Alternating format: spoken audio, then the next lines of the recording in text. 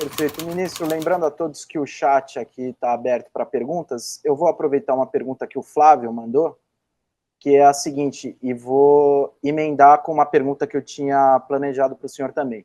O Flávio pergunta, como o senhor interpreta a iniciativa da União Europeia ao aumentar o financiamento armamentista dos seus membros, sobretudo a Alemanha aumentando drasticamente seu orçamento militar? E aí eu aproveito, ministro, para citar uma declaração que o senhor deu ontem a Mônica Bergamo. O senhor disse que a Europa tem que parar com essa obsessão de achar que vai ser invadida pela Rússia. Aí eu pergunto, aqui o senhor, por que o senhor chama isso de obsessão? E pergunto se esse temor europeu não é fundamentado de alguma maneira. Olha, eu acho que... Bom, são duas perguntas, na verdade, né? Então, o que eu acho de aumentar? Evidentemente que o ideal era não precisar aumentar gastos com armamento, usar esses recursos para outras coisas. Mas eu compreendo que a Europa também tem uma certa angústia em relação ao apoio que os Estados Unidos poderão dar. Agora, eu lembro, eu como sou velho, eu posso lembrar aqui o De Gaulle, que ele falava sempre da Europa, dos Pirineus aos Urais. Ele dizia Pirineus porque na época Espanha e Portugal estavam sob ditaduras, então ele não queria incluir a Península Ibérica no rol, digamos, do que ele chamava de Europa, mas eram os Urais, quer dizer, incluía a Rússia.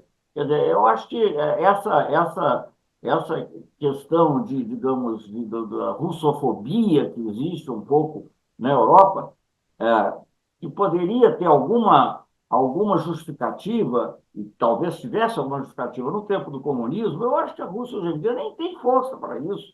Eu acho que os casos, e se você vai procurar, digamos, quais são as raízes, eu não estou justificando, porque eu acho que a invasão da Ucrânia, de qualquer maneira, tem que ser condenada, porque não é a maneira de resolver as questões. Você tem que resolver as questões diplomaticamente, de acordo com a Carta da ONU. Isso é uma coisa. Agora, se você vai falar e procurar ver por que isso se originou, você vai ver que a expansão da OTAN está na raiz disso, em grande parte. Não é a única razão, mas a Rússia estava muito enfraquecida depois que acabou a União Soviética.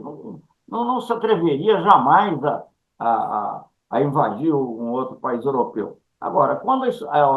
E quem está dizendo isso não sou eu, aqui do Hemisfério Sul, falando alguma coisa sobre a Europa, foi o Kennan, George Kennan, que foi o inventor do termo da contenção, da teoria da contenção, que prevaleceu durante toda a Guerra Fria para segurar a União Soviética, quando ela era muito mais poderosa.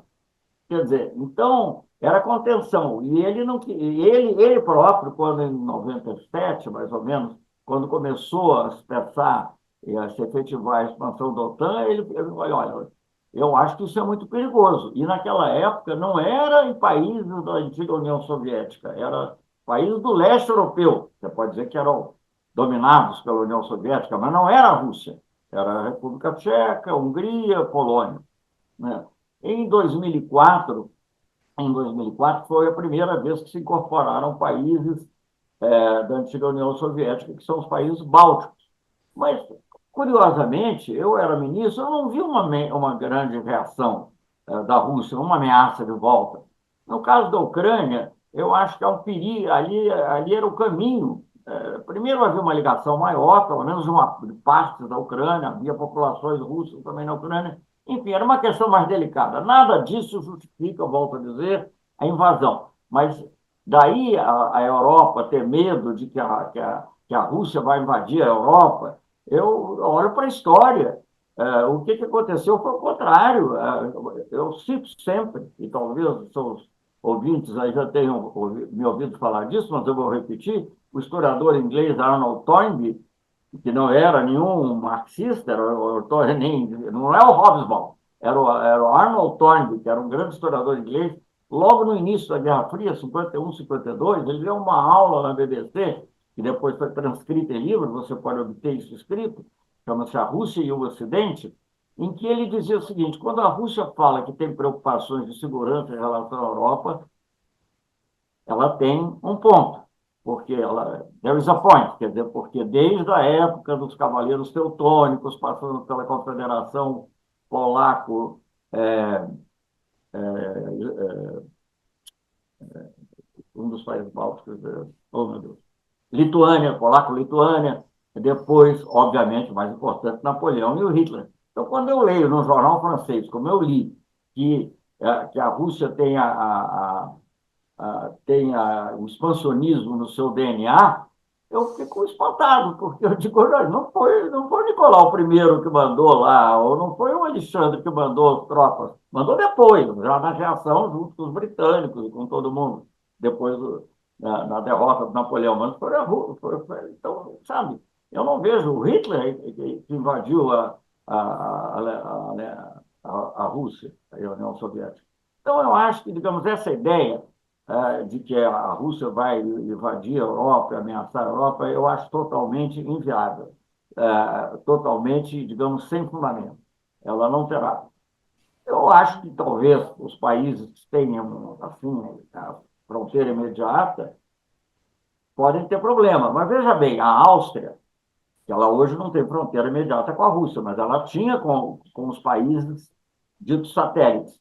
A Áustria, para ela ser desocupada pelas tropas soviéticas em 55, ela assinou um tratado com a União Soviética e colocou na sua Constituição a neutralidade perpétua. E a Áustria, de lá para cá, teve governo de esquerda, governo de direita, governo de centro, nunca foi invadida, nem ameaçada, né? Mesmo no tempo da União Soviética. Hoje a Rússia não poderia mesmo, nem teria condições materiais. Mas mesmo na época que ela tinha condições materiais, ela não fez. Então, eu acho que essa ideia de que há uma ameaça de invasão da Rússia, eu acho uma ameaça errada. Eu acho que existe uma organização, que é a Organização de Segurança e Cooperação Europeia, que essa sim devia ser reforçada, é uma coisa multilateral europeia, inclui a Rússia e inclui os países ocidentais. Agora, essa obsessão de que ela pode ser invadida, eu acho que nesse ponto, eu acho que o presidente Trump está certo, para falar a verdade. Eu acho que tem que ver a coisa com mais realismo. Claro que não é permitir a destruição da Ucrânia, nada disso, ninguém pode querer isso, nem a ocupação total da Ucrânia, mas eu acho que tem que haver uma negociação, tem que haver a paz possível. Nesse ponto, o que o Brasil e China assinaram, eu pessoalmente assinei com o Wang Yi, ele tem 2 cargos lá, ele tem o meu e é também ministro. Assinamos 6 pontos, 6 entendimentos para desescalar, para depois poder chegar a um cessar-fogo, enfim, uma série de pontos. Criamos um grupo de amigos da paz, que se reuniu, acho que solta, inclusive, há poucos dias, na ONU, e eu acho que é isso que a gente tem que fazer, negociar para chegar à paz. Perfeito. Ministro, em outra passagem o senhor disse que a Rússia unificada é também um fator de estabilidade para o mundo e a Europa, mas não existe uma ameaça de anexação de nenhum território russo. O senhor se referia exatamente a quê quando o senhor fez essa menção? Não é de anexação do território russo, não é disso que eu estou falando. Mas a Rússia é um país complexo. Mesmo depois que deixou de ser União Soviética, é um país multinacional, tem várias nacionalidades lá, tem várias etnias, vários grupos culturais. Então, a unidade da Rússia é fundamental para que haja, digamos assim, a unidade do que é a Rússia hoje é fundamental, que é muito menos do que foi a Rússia dos czares. As pessoas falam muito de expansionismo soviético, mas a União Soviética é mais ou menos o que era o Império Czarista já, não houve nenhuma. Então, a Rússia hoje é muito menos do que isso. Mas eu acho que dentro desses limites, e respeitando a neutralidade de alguns países, com garantias que se conseguir, eu não sei como podem ser essas garantias, quanto mais multilaterais elas forem, melhor, para que não esteja a interpretação de um único país.